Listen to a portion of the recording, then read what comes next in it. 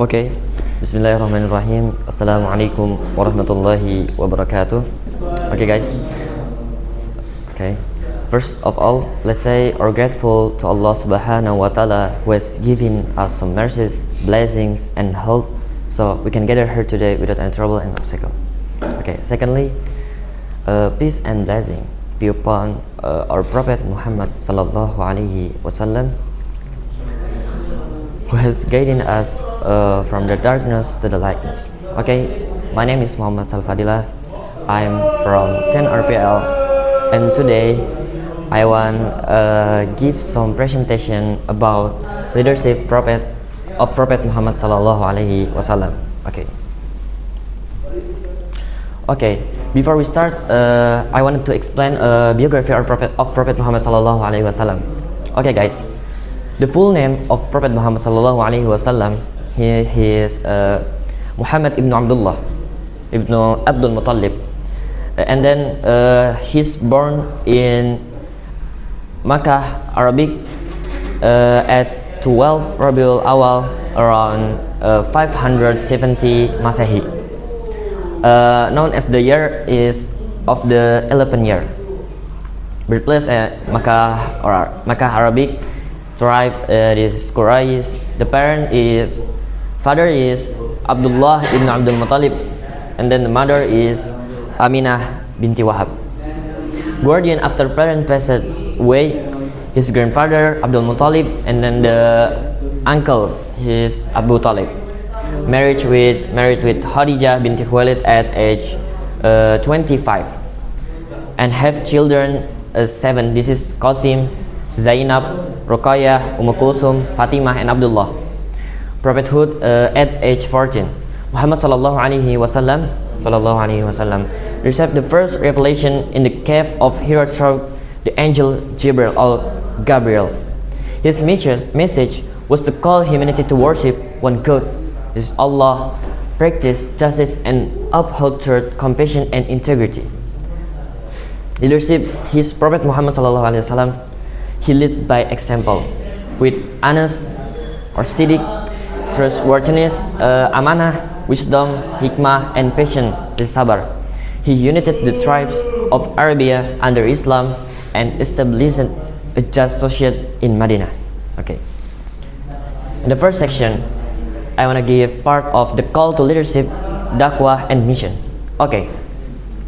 Prophet Muhammad's leadership began with a divine mission to guide humanity toward truth, justice, and mercy. His da'wah was not only about preaching faith, but also about transforming hearts, building unity, and uplifting society through compassion and wisdom. He led by example, showing that true leadership is a form of service, inspiring others through sincerity, passion, and unwavering dedication to the message of Islam. Okay, and the next session is character, first, truth, and trustworthiness, or siddiq and amanah. Every prophet have the character, truth, and trustworthiness, or siddiq and amanah. Okay, true character begins with honesty and integrity. Siddiq and amanah means being sincere in words, consistent in action, and reliable in responsibility. A person of strong character follows truth even when it is difficult and earns the trust of others through honesty, transparency, and moral strength. Okay. And then I have a sample siddiq. Okay.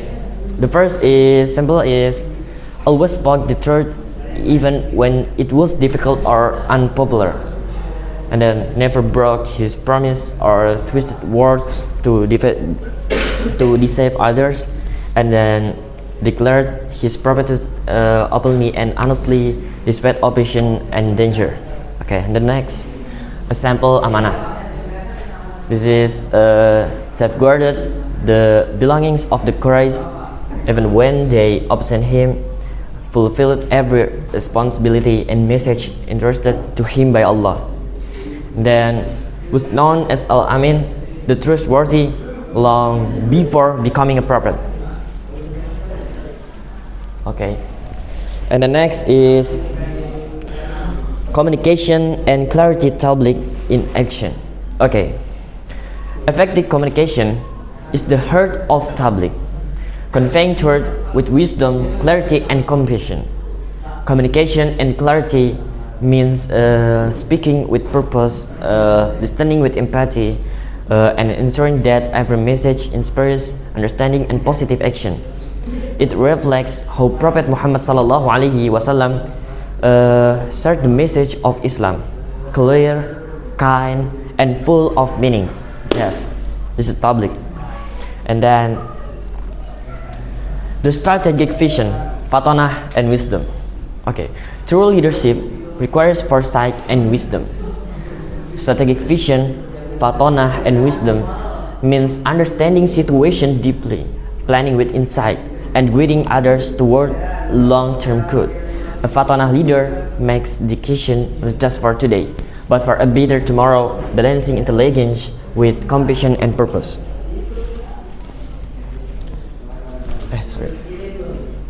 Okay, and the next, empowering others, building the ummah.